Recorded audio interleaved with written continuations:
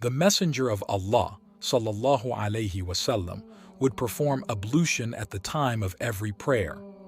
Anas commented, "It is permissible for one of us to maintain ablution for multiple prayers, as long as he does not become ritually impure."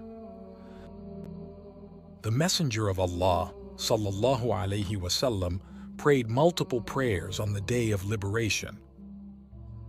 The Messenger of Allah, sallallahu alaihi wasallam, passed by Sa'd while he was performing ablution. The Prophet said, "What is this extravagance?" Sa'd said, "Is there extravagance with water in ablution?" The Prophet said, "Yes, even if you were on the banks of a flowing river."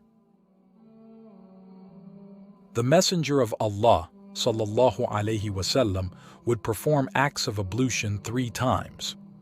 Al-Tirmidhi commented, "This is acted upon by the majority of scholars, that it permissible to perform ablution with 1 act each. It is better to perform it with 2 acts each, and it is best to perform it with 3 acts each. There is nothing better after this." The Messenger of Allah, sallallahu alaihi wasallam, liked to begin on his right side when putting on his shoes, combing his hair, performing his ablution, and in all of his affairs. The Messenger of Allah, sallallahu alaihi wasallam, said, "There is no prayer for one without ablution, and there is no ablution for one without mentioning the name of Allah before it." The Messenger of Allah, sallallahu alaihi wasallam, said, "Whoever performs ablution in the best manner, and he says, 'I bear witness there is no God but Allah alone, without any partners, and I bear witness that Muhammad is his servant and his messenger. O Allah, make me among the repentant and make me among those who purify themselves,' then the 8 gates of paradise will be opened for him, and he may enter through whichever he wishes." The Messenger of Allah, sallallahu alaihi wasallam, would run his fingers through his beard during ablution.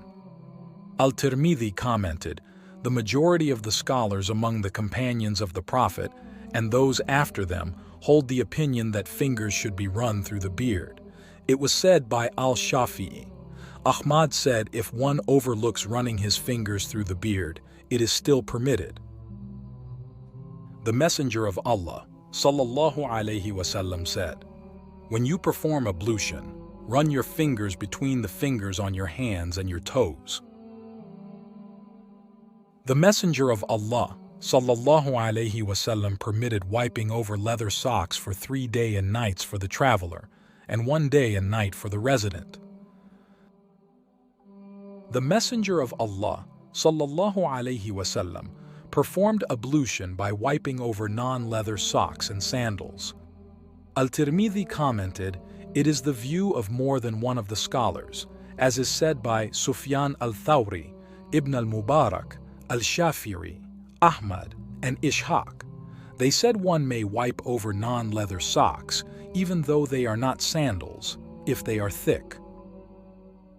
The Messenger of Allah, sallallahu alaihi wasallam, wiped over leather socks and head coverings in ablution. Ibn Taymiyyah commented, "Since it is permitted for men to wipe over clothing on the head, so is it permissible for women as it is for men. As it is permissible clothing for the head, which is usually difficult to remove, it is similar to the turban of men." The Messenger of Allah, sallallahu alaihi wasallam, said, "The entire earth has been made pure and clean and a place of prayer for me, such that a man can pray anywhere he is at the time of prayer.